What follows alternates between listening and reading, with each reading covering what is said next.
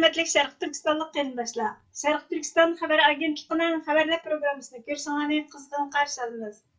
Texmi ko'p tekshirish nomli xabar kanali 23 oktyabr kuni Salih Xudoyor Harvardda LVI'ning jinoyat o'rtoqligi Xitoy katibashlarini tarbiyalash nomli Şərq Türkistan sürgündü hökumetining tashqi ishlar va bexatarlik ministri Salih Xudoyor bilan elib berilgan suhbat xotirasini e'lon qildi. Suhbat xotirasida mundaq deyildi. Salih Xudoyor Şərq Türkistan sürgündü hökumetining tashqi ishlar va bexatarlik ministri, shundaqla Şərq Türkistan Milliy Uyg'onish harakatining qurg'uvchisi. U 1993-yili Şərq Türkistanning Atush shahrida tug'ilgan. Siyosiy panohlanuvchi sifatida Amerikaga ko'chib kelgan. U Oklahoma universitetida xalqaro tadqiqot va siyosiy fanlar kasbida unvon olgan. Amerika harbiy universitetida davlat bexatarlik tadqiqotlari kasbida magistrlik unvoniga erishgan. 2019-yili Şərq Türkistan sürgündü hökumetining bosh ministri bo'lib saylangan. Salih Xudoyor xalqaro jinoyatlar sotiga irqiy qirg'inchilik jinoyati ustidan arz sunish orqali Xitoyning irqiy qirg'inchilik jinoyati ustidan arz sunish qatorliq xalqaro tashviqot xizmatlarga rahbarlik qilgan. U Uyg'urcha, inglizcha va turk tillarini ravon so'zlaydi. Scott Douglas Jacobson bilan bo'lgan bu keng doiralik suhbatda Salih Xudoyor Harvard va boshqa dаңliq universitetlarning Xitoy Kommunistik partiyasi katibashlarini, jumladan Uyg'ur irqiy qirg'inchiligi va atalmish Şinjan ishlab chiqarish qurilish atriti bilan munosabatlik katibashlarini tarbiyalashdagi sherikligini aytib o'tdi. Salih Xudoyor bu organlarning mustamlikachilik va inson haqlari dafsanchiligiga oshkora qarshi turgan bo'lsa-mu, yanada mablag'ni qabul qiladiganligini va rayimsiz jinoyatchilarga bevosita foyda yetkazadigan programmalar bilan ta'minlaydiganligini ta'kidladi. U buni natsist Germaniyasi bilan selishtirib, bundaq tarbiyalashning sheriklik hisoblanadiganligini o'tirg'a qo'ydi. Salih Xudoyor universitetlarning axloqiy javobgarlikni surishtirish kerakligini va dunyo miqyosidagi hukumatlarning irqiy qirg'inchilikchi hokimiyatlarni qo'llaydigan yoki tarbiyalaydigan organlarga beriladigan mablag'ni qisqartirishini talab qildi. Da'vatimni qabul qilib, suhbatimizga qatnashganligingiz uchun rahmat Salih. Bu bir murakkab tema. Shunga men Trump hukumatining Harvardga qarshi harakatlarini nazarda tutib, oliy ma'rifatdagi qonuniy va fuqarolik huquqlariga munosabatli tafsilotlarni hech bo'lmaganda bir qism masalalarni hal qilishga yetarlik vaqtga ega bo'lganligimizdan umid qilaman. Trump hukumati Yahudiylarga qarshi turish ayblashlari sababidan Harvard universitetiga qarata fuqarolik huquqi tekshirishini boshladi. Bu universitetning federatsiya mablag'iga erishishining to'xtatilishi ehtimolligini oshirdi. Men bu sohada yangi taraqqiyotlarning borligini tushunaman. Trump hukumatining Harvard universiteti bilan fuqarolik huquqi, Yahudiylarga qarshi turish va federatsiya mablag'iga munosabatli talash tortishga qarata dastlabki o'y-fikrlaringiz qanday deb so'rganida Sharq Turkiston sürgündü hökumetining tashqi ishlar va bexatarlik ministri Salih Xudoyor tilga ilingan muhim nuqtalarning biri Harvard universitetining Xitoy kompartiyasi yuqori darajalik katibashlari, jumladan davomlashayotgan Uyg'ur irqiy qirg'inchiligi yoki Xitoyning atalmish Şinjan Uyg'ur avtonom rayoni deb ataydigan rayonni boshqarishga bevosita qatnashganlar uchun tarbiyalash programmalari bilan ta'minlashidir. Bu nuqtadan qaraganda biz buni ijobiy qadam deb qaraymiz.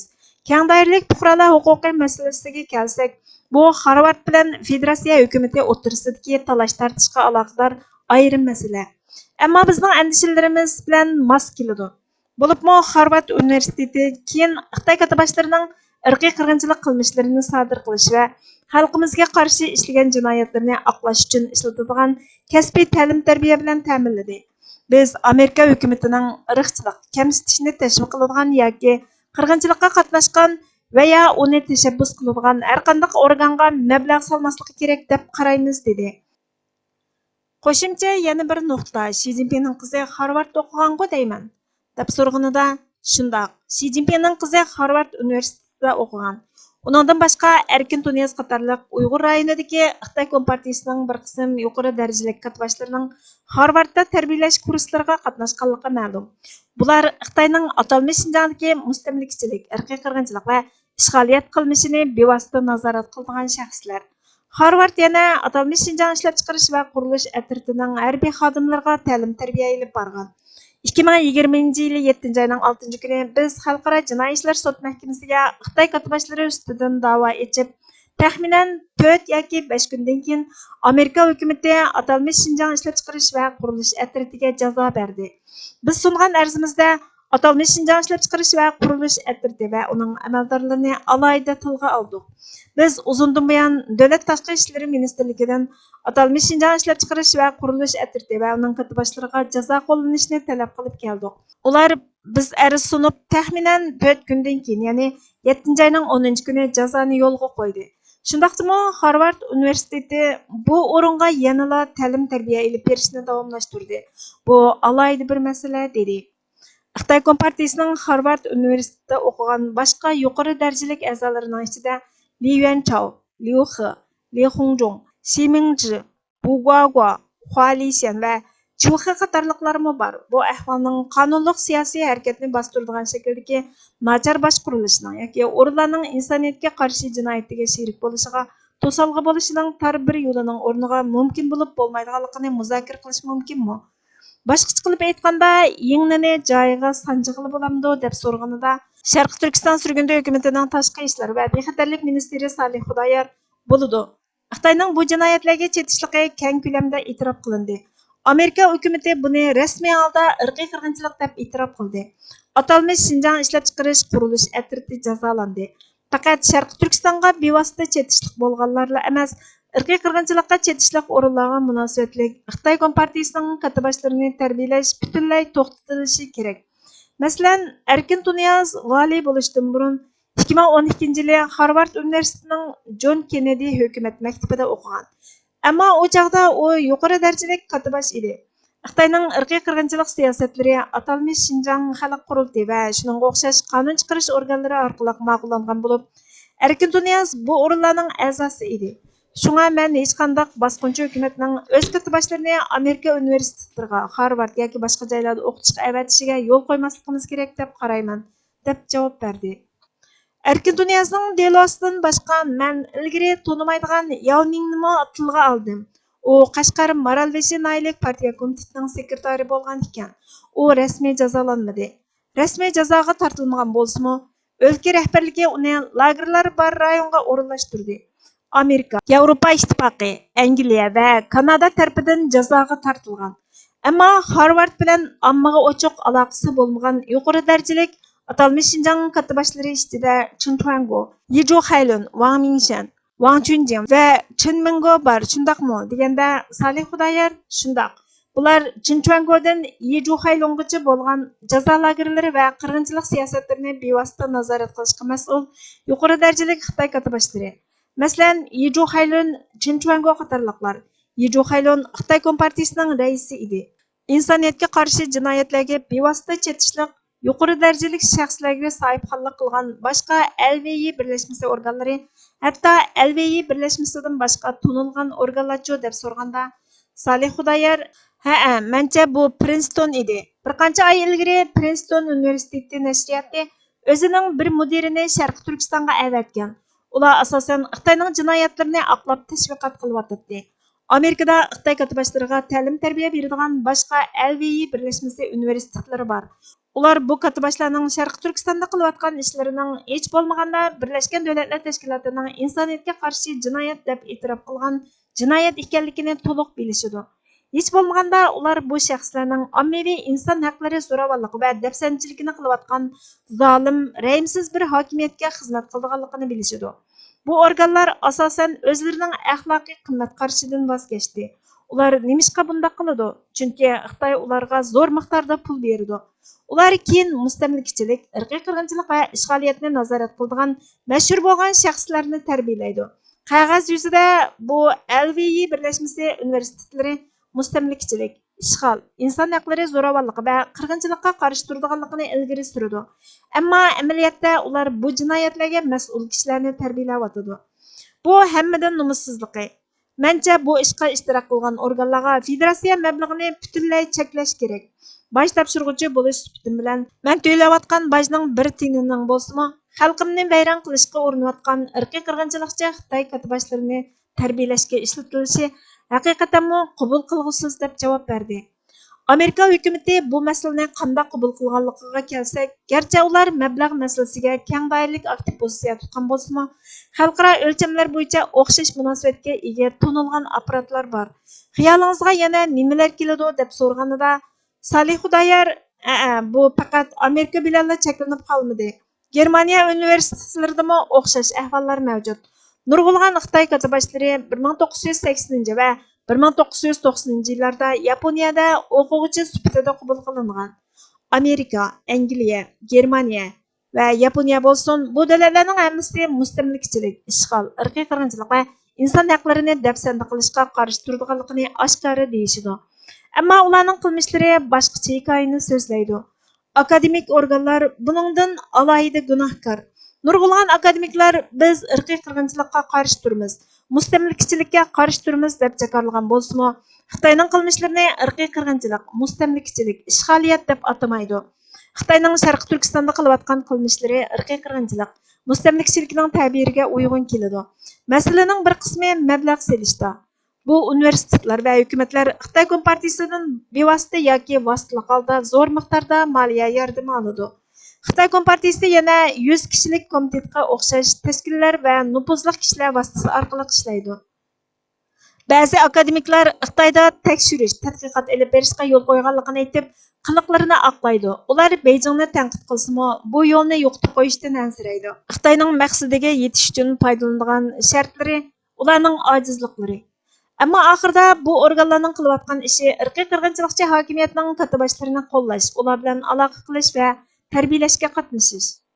Masalan, Harvard universitetining qirg'inchilik mazgilida natsist rahbarlarini tarbiyalaganligini faraz qilib, buningdan xabarsiz ekanligini deyolmaysiz. 1936 yili natsistlar yahudiylarga qarshi qonunlarni chiqardi. 1939 yili jazo lagerlariga keng ko'lamda qamash boshlandi. Agar Harvard universiteti 1941 yili natsist amaldorlarini tarbiyalamagan bo'lsa, ular 1945 yili cho'ng qirg'inchilik o'qilgandan keyin biz bilmaydik deb turib oldi. Bu jinoyatga sherik bo'lganlik. Ta'lim tarbiya sheriklik orqali jinoyatni ilgari surganlik. Xitoy katiboshlari nima ish qiladi? Ular bu dangliq organlardan olgan ta'lim tarbiya va bilimlar bilan qaytib ketadi. Ondan bu bo'shliqlardan foydalanib tashviqot tarqatadi va jinoyatlarni aqlash usullarini taraqqiy qildiradi. Masalan, ba'zi katiboslar Kambridjdagi sochilik ta'lim programmalariga qatnashgan. Ular xalqaro qonunning qanday ishlaydiganligini, qanday bo'shliqlarning borligini va nimalardan qutula oladiganligini va nimalardan qutula olmaydiganligini o'rgangan. Ondan ular jinoyatlarini yoshirish uchun qirg'inchilik strategiyalarini bu bo'shliqlarga asoslanib taraqqiy qildirdi. Irqiy qirg'inchilik qilmaganligini, terrorlikqa qarshi kurash qilganligini, kasbiy ta'lim berayotganligini va ish fursati yaratayotganligini ilgari surdi. Lagerlarga qamash, qul emgakiga selish qilmishlarini yoshirdi deb javob berdi.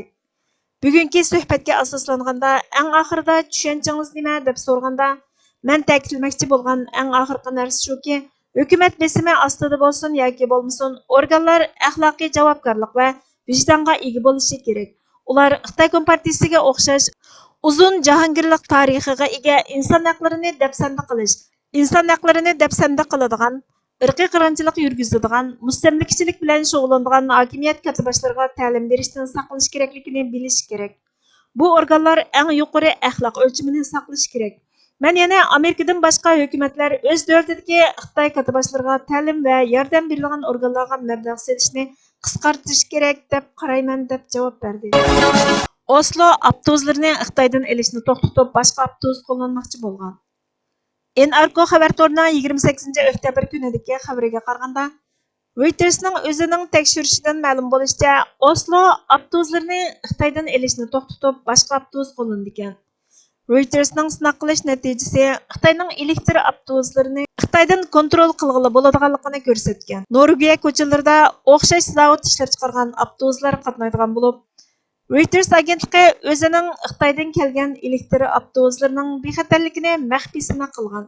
Natijada avtobuslarni shirkatlarning kontrol qila oladiganligini, xohlagan vaqtda mulozimatdan to'xtatib o'toladiganligini aytgan.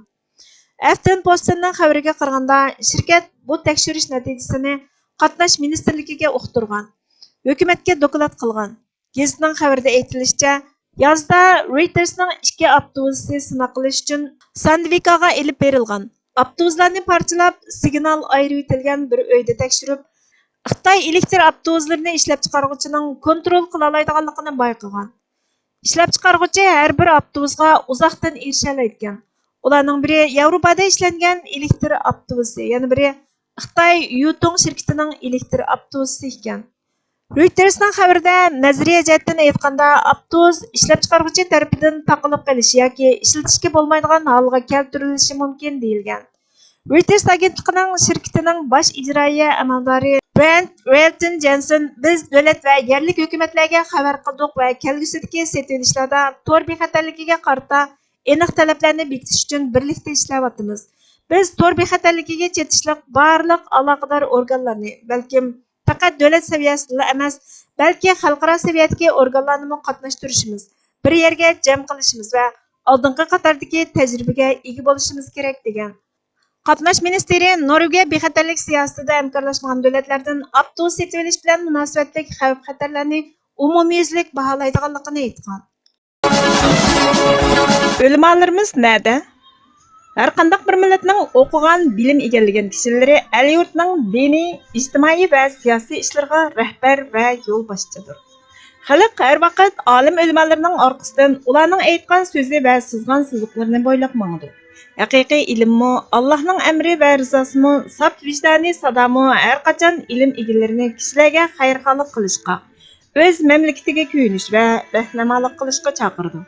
Darvaqa o'limalar payg'ambarlarning varislaridir. Payg'ambarlardan varislarga mol dunyo meros qolgan, balki ilm meros qolgan. Demak, o'lima bo'lg'uchilar millatga payg'ambar tarafidan ko'rsatilgan dinning va dunyoning yo'lini xaloyiqlarga ko'rsatib berishi, bayon qilib berishi kerak. Necha oydan beri mamlakatda inqilob ko'tarilib, cho'ng voqealar yuz berib keldi.